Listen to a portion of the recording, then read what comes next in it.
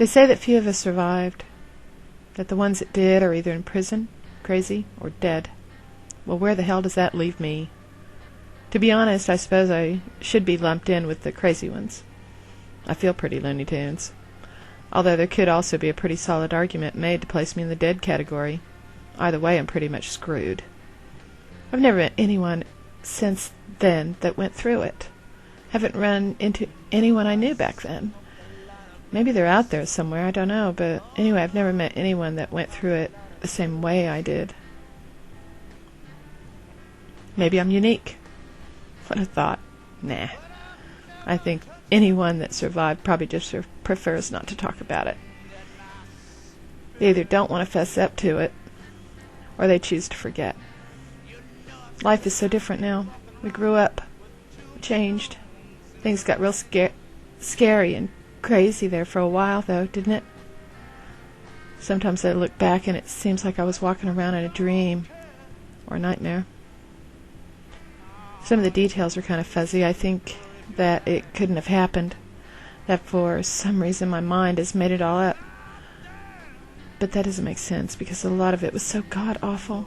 Why would I want to do that to myself? It's hard now, even thinking about it. I block out stuff, avoid stuff. I see the pictures in my head, and suddenly, boom, down comes this big black curtain that I can't see through. I know I can easily open the curtain if I want. But when I reach up to open them, suddenly I feel weak. I feel frightened. I'm not really sure what all's behind there, and I'm not altogether sure I want to know. That's funny, too, because everyone I've ever talked to about it says, God, you must be strong, or you're a survivor. I always hated that word, survivor. What the hell does that mean?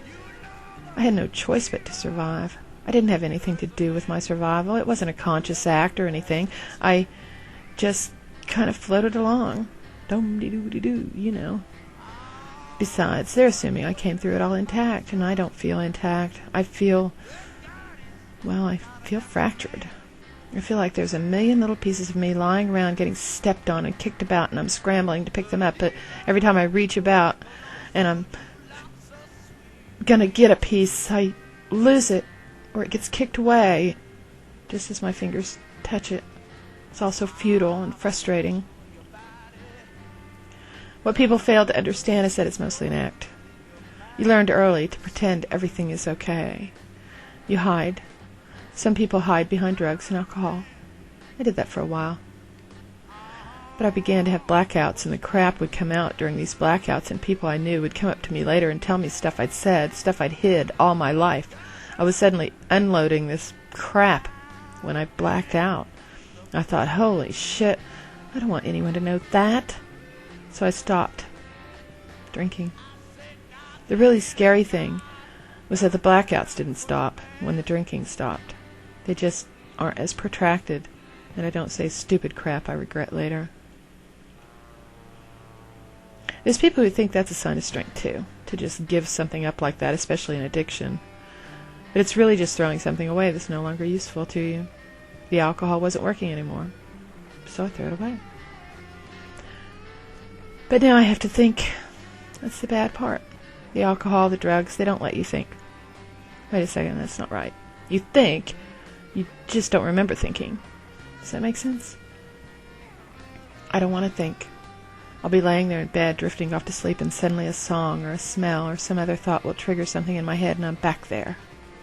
The nights are the worst. I used to just let myself go ahead and think about it, let my mind go where it would, because I didn't mind it so much. But now I fight it a lot. I don't want to think about it anymore, and I get angry and frustrated at my inability to control it. It screws up your mind. You dwell on it and ruminate. Robs you. I cry now. I'll be watching a goddamn ball game or something like that, and boom, got tears in my eyes. I won't even know what triggered the tears. I never cried before. People say that's a sign I'm getting better. I think that's bullshit, too. I feel worse. I used to be proud of the fact that I had this great memory. I can remember things in great detail without trying. I can remember so far back. Now I pray for forgetfulness. I've never met anyone whose personal memory of themselves goes back to before they developed language skills, but mine does. People say to me that I couldn't possibly remember that far back, but I do. The things I remember are not stories I heard repeated by my family or anything. They're insignificant moments. Little blips, I call them. My continuous memory starts at around 4, but I can remember back to about 18 months, 2 years old, but only little blips.